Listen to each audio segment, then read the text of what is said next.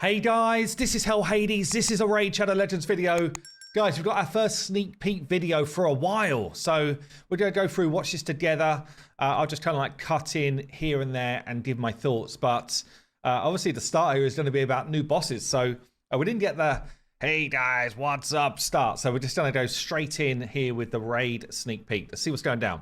Hey everyone, update 8.60 is almost here. So it's time for our regular sneak peek at what we've been working on. Let's dive in. First up, we're introducing a fifth divinity, Harmony. Like the other divinities, there'll be 6 new blessings, focused on healing and strengthening your team using the power of nature.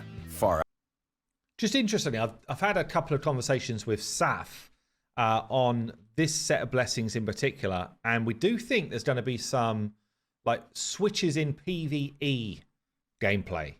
So probably not so much in PvP as far as we see it so far, but definitely some of these feel like they could be pretty damn strong. Out, man. One of the new rare blessings is called Nourish, and it'll improve the strength of continuous heal buffs placed by the wearer and restore any destroyed max HP for good measure. Pretty sweet, right? Well, Harmony isn't all about peace and love. One of the epic blessings, called Neutralize, will grant a chance to land debuffs through poison cloud buffs. And the legendary blessing, Cracking Roots, will increase a champion's damage against targets with stone skin. Don't assume that with a name like Harmony, these new... Hold on. Hold on. Did he do any damage? Maybe he did, actually. Let me just check. What has he done? Has he actually just ripped through it? Let me get back to that. Champion's damage against targets with stone skin. This is not what I thought was good. So let me just see. No stone skin, no stone skin, no stone skin. No, so just Duchess has got stone skin on here.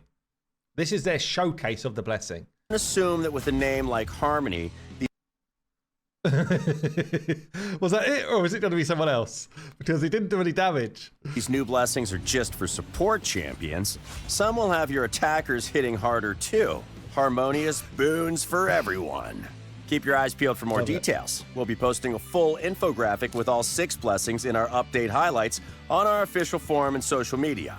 Update 8.60 also answers a long-standing community request, the ability to make gear presets. When you use the fitting room, you'll now be able to save your favorite combinations of artifacts and accessories for quick and easy use. Just cool. Fill out the slots with the artifacts or accessories you're trying on and tap the save button. But there's more to it than that. You'll be able to choose whether you want to save your choice as a champion preset or a global preset. As you might have guessed, champion presets are locked to specific champions, while global presets can be equipped by any champion in your collection.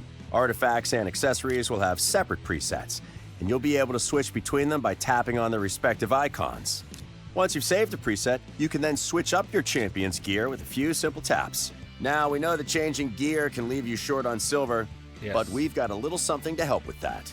We're introducing the free gear removal booster, which can be earned from hard difficulty stages in the Cursed City.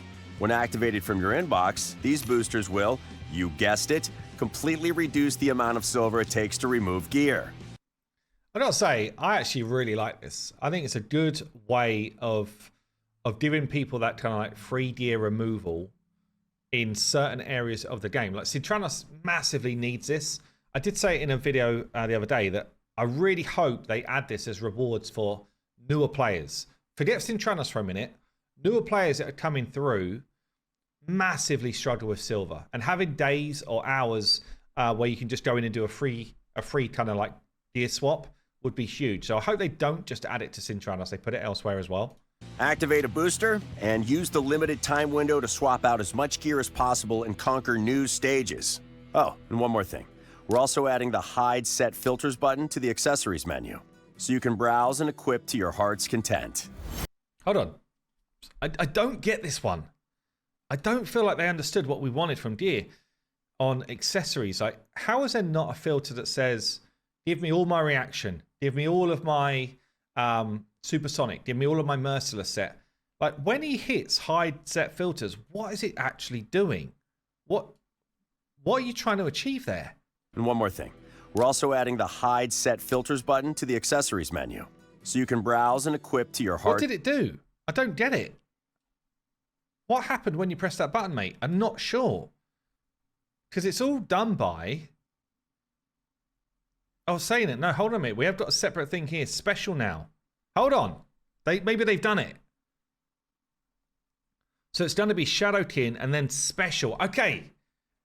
This is a terrible marketing ploy. They've actually done what we wanted, but they didn't really explain what they were doing properly. So you've got normal accessories and then you've got special. And the hide set filters is going to eradicate the fact that you've got special, I think. The hide set filters button to the... Yeah. Okay. Okay, they have kind of done it. I'm not sure if we're going to be able to search by a specific set, because that's what I really want. Let me find my merciless pieces, because that's the set I'm building out. But that is a good update. The accessories menu, so you can browse and equip to your heart's content. The next major part of this update will bring something we've been promising for a while. It's time for balance changes to Raid's toughest dungeons, the Iron Twins Fortress, the Sand Devil's Necropolis, and the Phantom Shogun's Grove. We've turned down the dials on the Iron Twins, nerfing this killing machine's total HP, defense, resistance, and most importantly, accuracy.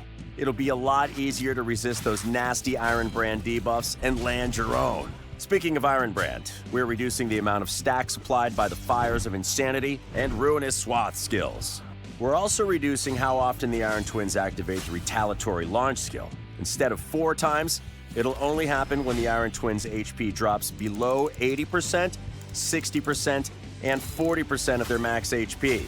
Zzzt, offensive capabilities reduced. Zzzt, time for out. So what we're saying there, he's got less HP, less defense. The biggest problem with Iron Twins is it takes too long. It's actually, like, his mechanics were kind of okay, but it takes too long unless you use Geomancer. So I'm hoping that those stat reductions mean that you can actually use a different damage dealer to properly hit the dude. And I guess if he's only going to cleanse 3 times, it might be that we can bring in champions that can just hit and do some damage. So interested to see what that plays out like, because you weren't really able to play the Iron Twins as it was meant to be played just because it took so freaking long to do. And he did hit insanely hard at high levels. So yeah, I mean, interesting to see how that one plays out. Anime to face the Nerf bat. Get it? Bat? Anyway, he's also getting a significant decrease to all of his stats except attack and speed. And we're increasing his slumber counter as well. Sand Devils still need the beauty sleep. At lower stages, the slumber counter will increase to 16, and at higher stages, it's now 8. So it means he can take more hits before he wakes up. Yeah, I think that's kind of cool. Is that going to be the difference? I'm not sure if that's the difference. So you've got plenty of hits to get your debuffs in. That's not all, though. Anime will now only destroy 5% of your champion's max HP instead of 10%. And we're reducing Rest for the Wicked's damage reduction by 15% for each debuff instead of 10%. Essentially, you'll survive longer and hit harder. Win-win. Then there's Akumori. Is that gonna make the difference? The main thing that they needed to achieve with the Sand Devil was allow people to get from stage 1 to 25 with reasonable teams. That's the main thing, without having to re-speed tune every 5 levels and stuff like that. I don't know that change does it. I guess you can apply more debuffs. It means that you can hopefully reduce the damage coming into you. But because you can only really hit him hard when he's asleep, I don't know. I don't know if it's going to do it. I guess we'll see over the next week or so. I'm hoping that change does improve that situation, because right now, like, if someone says to me, how do I get to stage 25? Well, I've seen tons of guides on stage 25, but getting there, it's a real, like, it's hard yards, honestly. Like, the video I did when it first came out is still the most relevant information I could give out today. And, you know, people haven't really solved additional ways of making that work, apart from with a Godseeker type of cheese strat. The Phantom Shogun. This poor spectral warlord is getting his stats nerfed the hardest. Ouch. His Purge the... Oh, that's actually all the way to stage 19. Ouch. His Purge the Shadow skill has been changed, so now you can remove up to 10 stacks of the Shade counter for every 3 hits, depending on a champion's awakening level. Akumori's Shroud of the Shogun passive is also changing, so it now grants him less Shade stacks for every weak hit champions land on him. To make matters worse for Akumori, the number of Shade stacks that he needs for each immunity or buff has been increased by 10. Exercise your power and send this ghost on to the afterlife. There is one small catch with these rebalances. These new stats will only affect them in their dungeons. The Iron Twins and Alnamea will still be as powerful as they were before when you're facing them in the Cursed City. Well, almost as powerful. The skill changes will apply. Keep an Okay, so it's just stats. So the stat changes are not applied to Cintranos, but all of the skill changes are. I'm interested to see, do we just get more champions as options for damage dealing against all of these 3? That's the main thing. An eye out for the full update highlights. We'll Doesn't look like it there, but then he's away. Feature a detailed infographic on these changes. It'll feature all the exact nuts and bolts changes on stats and skills, so you theory crafters can start scheming. That's almost everything, but we've got just enough time to show off some of the gorgeous new champions we've got in the pipeline. There's a terrible and mighty faction unity champion for the Ogren tribes, and a sneaky new mythical champion for the Sylvan Watchers, with a few feathers in his cap. And hey, does that look like the Arbiter? Whew, that's a hefty update. We hope you're excited about the changes coming in Update 8.60. In the meantime, don't forget to... Well, there we go. We know it's a big patch. We know there's a lot going on in this patch. I guess if I get some play testing beforehand, I will try and show you guys what's going down. But yeah, let me know what you think in the comments down below. I am interested to see if those bosses play differently now with those stat changes. Sometimes they just do stat changes and it doesn't do that much, but stat changes plus nerfing some of the abilities, it's more about, does it open up more options for us in terms of champions and like scope, to make those boss encounters just more fun to play. That's the main thing.